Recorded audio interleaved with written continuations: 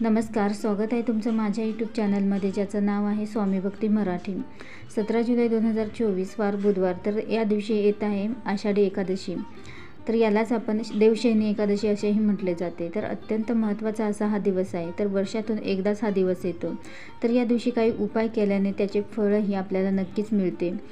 तर त्यामुळे आवर्जून या दिवशी काही उपाय आपल्याला करायचे आहे। तर एकादशी तिथी ही भगवान विष्णूंना समर्पित आहे आणि भगवान विष्णू हे जगाचे पालन करत आहे आणि त्यामुळेच आपल्या काही इच्छा, आपल्या काही आयुष्यामध्ये येणारे जे काही संकट असतील तर ते दूर होण्यासाठी आषाढी एकादशीच्या दिवशी हे काही उपाय करावे।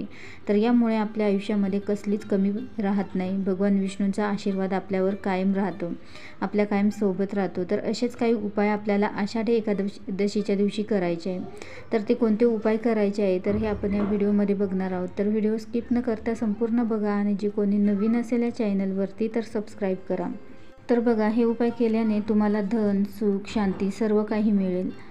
तर आषाढी एकादशी ही भगवान विष्णूंना समर्पित आहे आणि या दिवशी भगवान विष्णूंच्या होतील तितक्या सेवा आपल्याला करायच्या आहे की ज्यामुळे भगवान विष्णू आपल्यावर प्रसन्न होतील आणि आपल्या आयुष्यामध्ये ज्या काही अडचणी, जे काही संकट येतील तर ते दूर होतील किंवा येणारे संकट आणि अडचणी या येणार नाही। तर खूप प्रभावी असा उपाय आपल्याला हे करायचे आहे।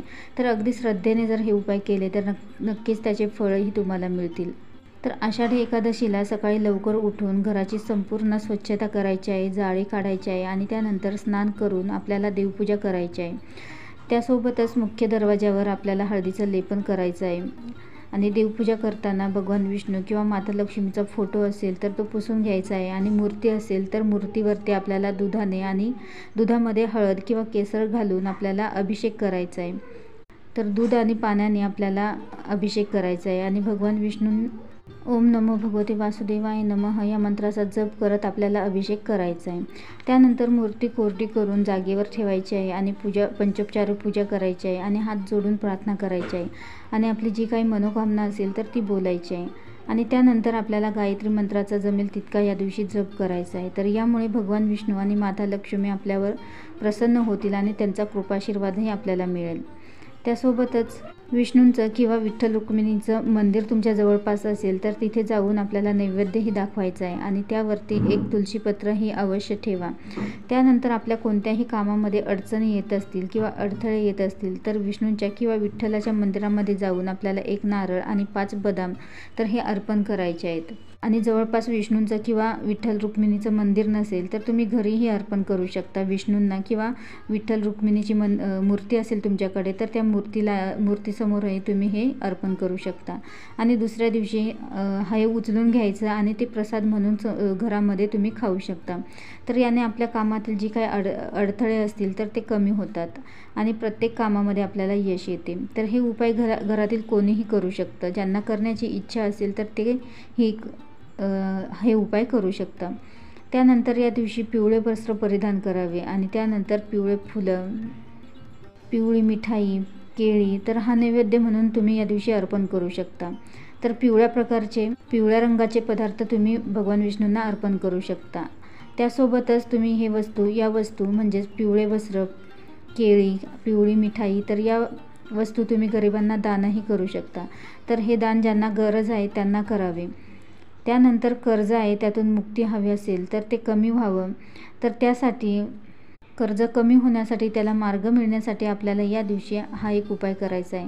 तर हा उपाय केल्याने तुमच्या घरातील क्लेश, कलह, भांडणे हे जाऊन घरामध्ये आनंदाचे वातावरण निर्माण होते आणि त्यामुळे घरामध्ये सकारात्मकता येते। तर ज्या घरामध्ये माता लक्ष्मी अखंड वास करते, आपल्या कष्टाला फळ मिळू लागते आणि आपलं कर्ज कमी होतं।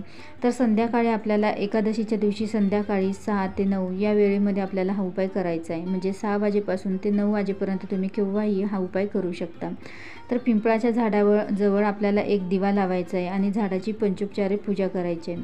तर एक तांब्यामध्ये पाणी घेऊन जायचं आहे, स्वच्छ पाणी घेऊन जायचं आहे आणि हे पाणी आपल्याला पिंपळाच्या झाडाला अर्पण करायचं आहे आणि त्यानंतर झाडाला 3 किंवा 7 प्रदक्षिणा घालायच्या आहे आणि प्रदक्षिणा घालत असताना ओम नमो भगवते वासुदेवाय नमः या मंत्राचा जपही करायचा आहे। तर अतिशय सोपा असा उपाय आहे। तर पिंपळाच्या झाडामध्ये भगवान विष्णू आणि माता लक्ष्मी वास करत असतात आणि त्यामुळेच तुमचं कर्ज कमी होण्यासाठी मदत होईल। तर छोटं मोठं कोणतंही कर्ज असू द्या तर ते कमी होण्यास मदत होईल। त्यानंतर एकादशीच्या दिवशी तुळशीलाही खूप महत्त्व आहे. तर ज्या घरामध्ये तुळशीची पूजा होते त्या घरामध्ये वाईट गोष्टी या निघून जातात. आर्थिक समस्या त्या घरामध्ये जाणवत नाही. तर आषाढी एकादशीला तुळशीची पंचोपचारे पूजा करायची आहे आणि संध्याकाळी तुळशीजवळ गाईच्या तुपाचा एक दिवाही लावायचा आहे आणि त्या दिव्यामध्ये आपल्याला चिमूटभर हळद टाकायची आहे आणि ओम नमो भगवते वासुदेवाय नमः या मंत्राचा जप करत आपल्याला तुळशीची पूजा ही करायची आहे. तर बघा, या दिवशी तुळशीला हात लावायचा नाही, स्पर्श करायचा नाही. तर आपल्याला दुरूनच तुळशीची पूजा करायची आहे आणि दीप लावायचा आहे.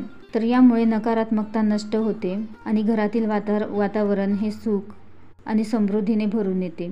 तर अवश्य आषाढी एकादशीच्या निमित्ताने बुधवारी तुम्ही यापैकी कोणताही एक उपाय करून बघा किंवा तुम्हाला जमतील तर पूर्ण ही उपाय तुम्ही करू शकता. तर अवश्य तुम्ही हे उपाय करून बघा आणि अनुभव घेऊन बघा. व्हिडिओ आवडला असेल तर लाईक करा, कमेंट करा, शेअर करा आणि सबस्क्राईब करा. श्री स्वामी समर्थ.